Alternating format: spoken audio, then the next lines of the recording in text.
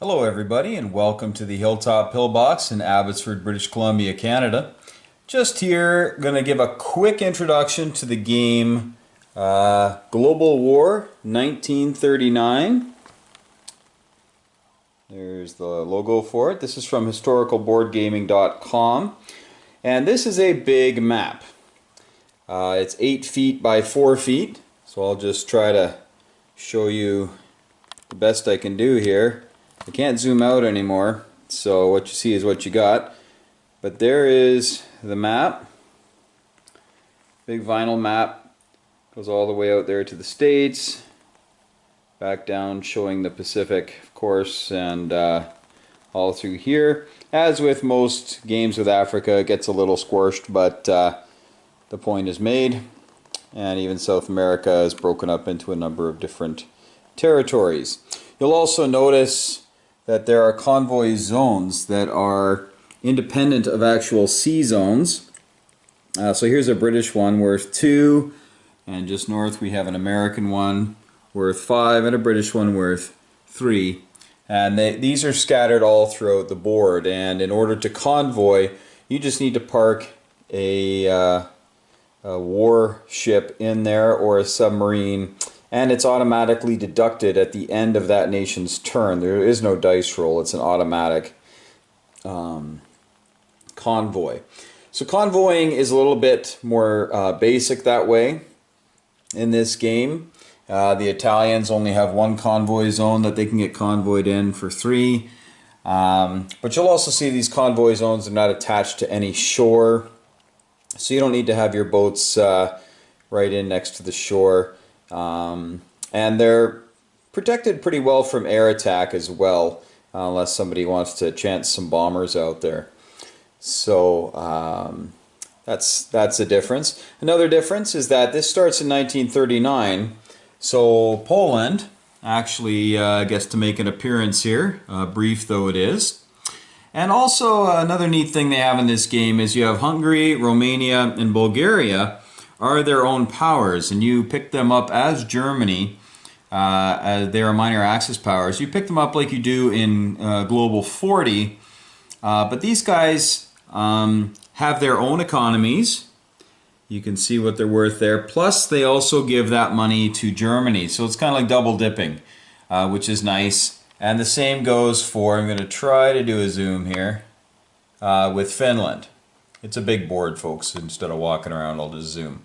So Finland's worth 3 to itself, so typically you can build an infantry each turn. Or you can save up and buy something larger if you'd like. What are some of the other extra differences here? On this end of things, Siam is its own country as well, and it's pro-Japanese. So there are some neat rules written about that. Essentially, Japan can take that on turn 2, and again, Siam will make $3 on its own, but they only make infantry. But it also gives $3 to the Japanese. It's a little bit of double dipping as well. China also has something interesting to it. You still have the Burma Road, like we do in 40, going through the 5 territories here. But it also has Communist China.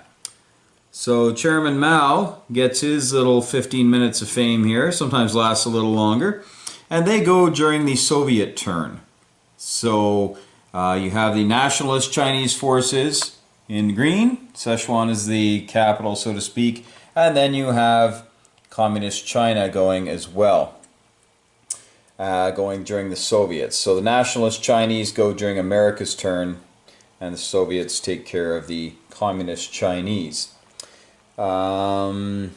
Few other things here is you have down here you have Argentina is a minor Axis, and actually the Graf Spee, the German cruiser that ended up getting sunk, scuttled by the German Navy, actually starts down there, so you can have some fun with a cruiser in the South Atlantic. And South Africa has its own economy. That is its own. It's only 3, 2 plus 1. But it can also make a bit more as time goes on. And if you can come over here and get Liberia and make a little bit of money, but typically you want to give that money to London so London can can make more things to defend against the Germans. The last thing I'm going to point out here is the French. And these are the French Foreign Legion troops in Africa. And they attack at a 3 or defend, attack at a, they attack at a 3 on a 12-sided dice. These are D12s. So they attack at a 3 and they defend at a 4. You cannot build these. These are just what you start with, and you can see they're kind of left alone. They're going to have a rough time of it. But here we have everything that France has on the board, including a guy out in Syria. You probably saw him when I did a pan by there. But this is what you have for France. And you're saying, boy, they got quite a bit of a navy, which they did. Historically, they had quite a large navy. So you have a battleship, cruiser, 2 destroyers, and a sub in the English Channel.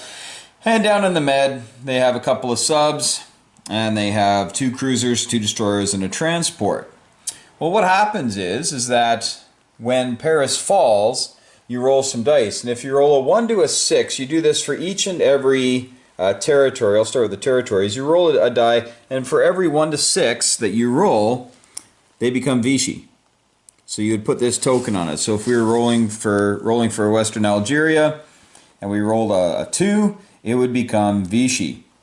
But if you roll 7 to 12, then it becomes Free French.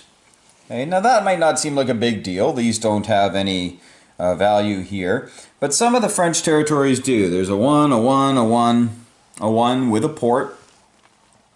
And there are also some other neat ones. I mean, Syria is over here. Madagascar is one that gets rolled for, as well as French Indochina and Saigon. And Saigon's worth 3. Plus, and these actually have come into play, believe it or not, you have the New Hebrides and Fiji. These are both French territories. And you roll for them, and for the New Hebrides and Fiji, you just roll 1 die, and those 2 islands chains will become either Vichy or Free French. But the thing about it is that, say Madagascar becomes Vichy, so that's pro-Axis.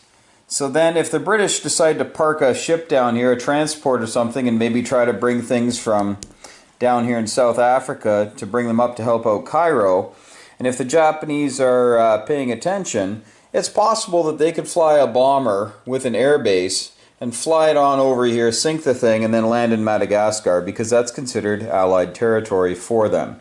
They wouldn't need to actually land troops there. So those rolls, in the first few times we played, we didn't really take too much advantage of them, but as time went on, we realized that's a big deal.